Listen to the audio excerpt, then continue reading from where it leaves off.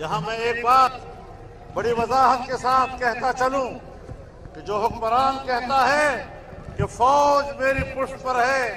इसलिए मुझे मौका दिया जा रहा है कि मैं अपनी फौजी क़ियादत को निहायत एहतराम के साथ मुखातब करूं कि अगर आप इस नाजायज नाअहल हुकूमत की पुष्ट पर हैं तो फिर अपनी पोजीशन वाज़ेह करें, ताकि हम अगर तहरीक चलाएं तो फिर आपकी तरफ उसका रुख होगा, क्योंकि आप इस जुर्म में शरीक हैं।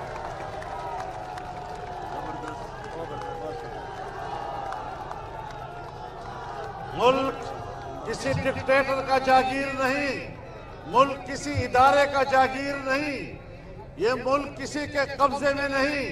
ये मुल्क अवाम का है और यहाँ पर अवाम का राज होगा। अवाम के बगैर हम इस मुल्क पर किसी की हाकिमियत को तस्लीम नहीं करते। अल्लाह की हाकिमियत और उसके नीचे